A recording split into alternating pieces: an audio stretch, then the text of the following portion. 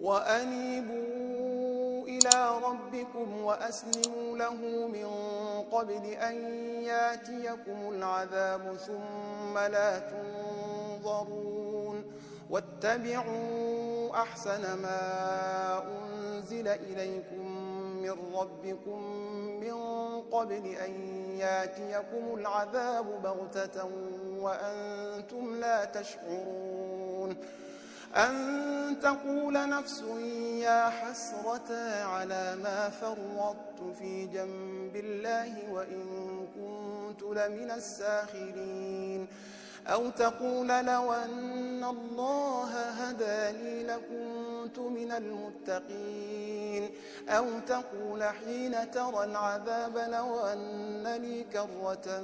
فأكون من المحسنين بلى قد جاءتك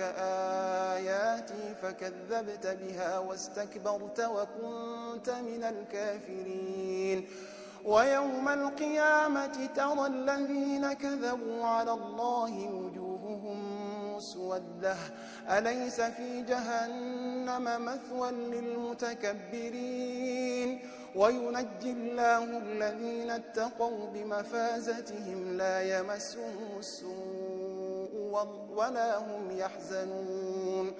الله خالق كل شيء وهو على كل شيء وكيل له مقاليد السماوات والأرض والذين كفروا بآيات الله أولئك هم الخاسرون قل فغير الله تامروني أعبد أيها الجاهلون ولقد أوحي إليك وإلى الذين من قبلك لئن أشركت ليحبطن عملك ولتكونن من الخاسرين بل الله فاعبد وكن من الشاكرين وما قدروا الله حق قدره والأرض جميعا قبضته يوم القيامة والسماوات مطويات بيمينه سبحانه وتعالى عما يشركون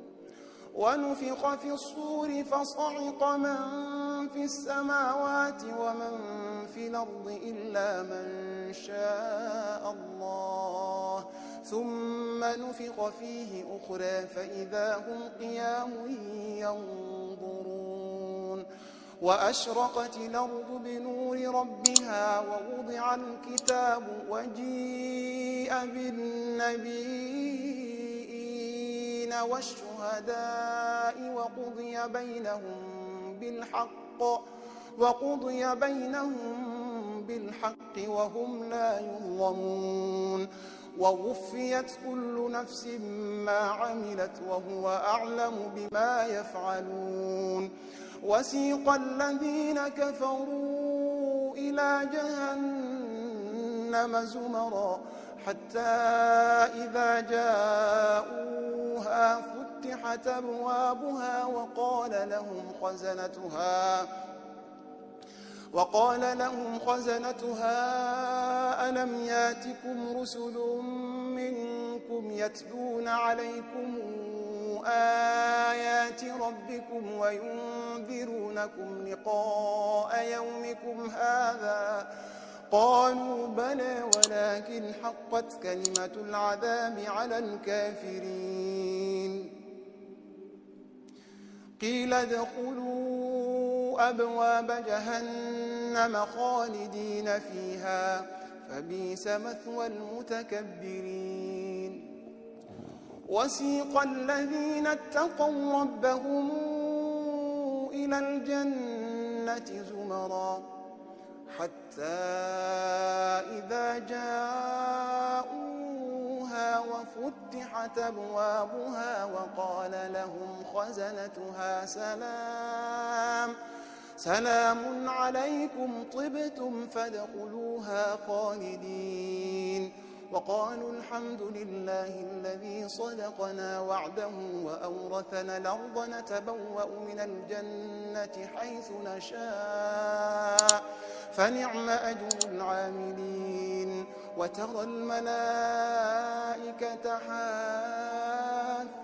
من حول العرش يسبحون بحمد ربهم وقضي بينهم بالحق وقيل الحمد لله رب العالمين.